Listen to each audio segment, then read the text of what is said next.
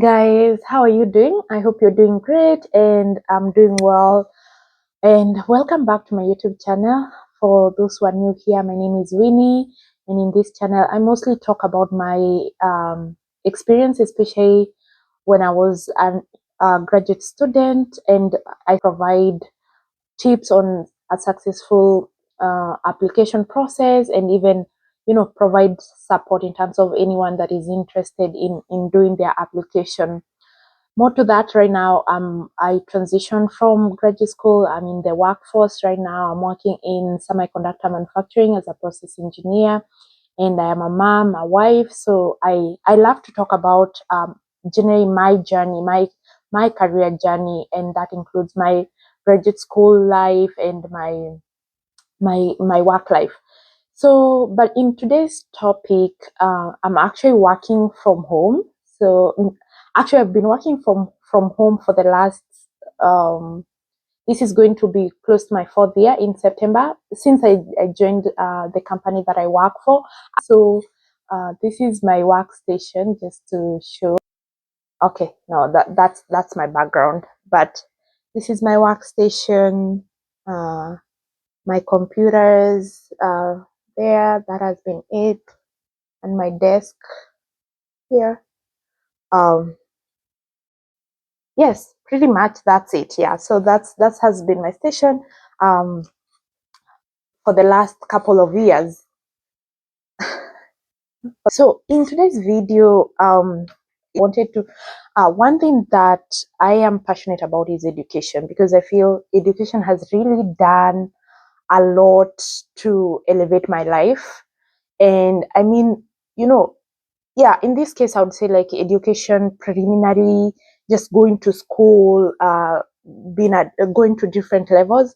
I am from Kenya, so I went through the 844 system, which education was mostly, focused like the theoretical. But now that I've had my graduate school experience, I've had a different perception, of education. So I love education. I feel like education provides an opportunity to really change lives, and that's why I am very passionate about, supporting those who are interested, like in pursuing graduate school and pursuing it outside their country, because it gives you an opportunity to experience a different culture. So, but now it feels like it's a bad time, and that's why governments are very critical. Like, whoever comes into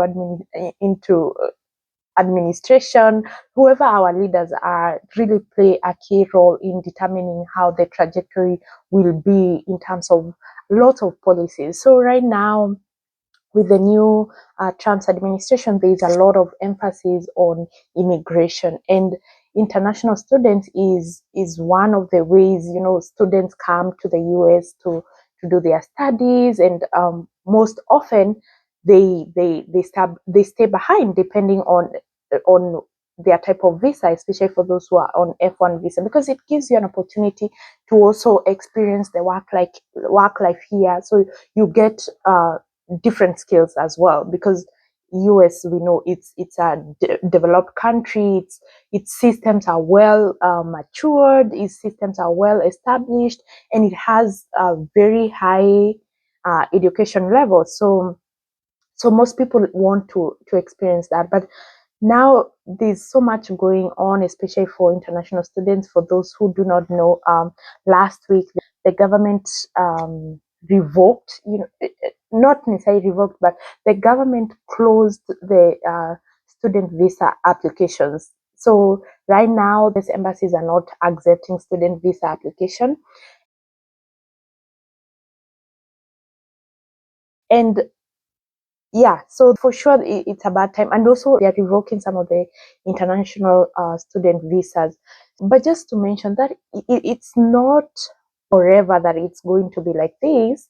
They've closed the applications because they want to put more stringent measures, especially on reviewing of the student visa applications. They want to put like social media scrutiny.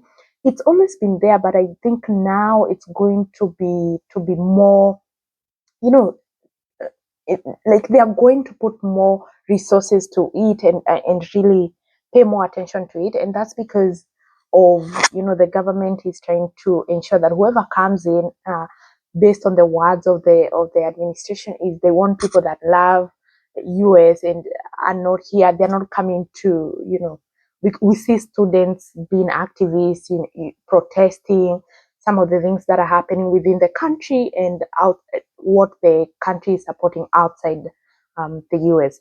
So there's a lot changing, and even when I look at other countries outside US, when you look at Canada, you look at Europe, they are also putting more stringent measures on international students. But then at this time, I think it would be ideal to just stay put. If you had already made your application to schools and maybe you got accepted and now you can't secure a visa interview date, I think the best thing right now would be to communicate to the schools and just let them know the current situation and try to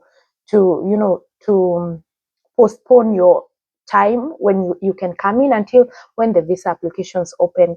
But also it's also a good time to prepare, to put your documentation ready. If it's like standardized exams that you need to do for you, for like as one of the application requirement, it's something that you can get that going, because most of these standardized exams are valid for 2 years. Let's say if it's TOEFL for English test, or IELTS, or it's GRE, most of these exams are valid for 2 years. So this would be high time to prepare that and just have those ready. So by the time the system opens up, then you can just go ahead and do the application.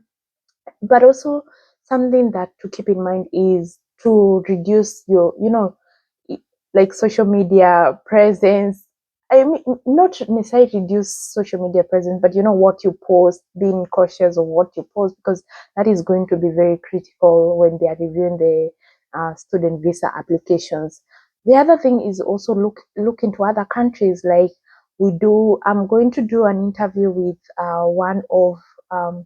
one of the ladies in my home right now. She's visiting us from Philippines, and she was telling me about the education system in Philippines, that it's really good and it's accepted globally. So also looking into other countries, this would be a good opportunity to look also into other countries and try opportunities there as well.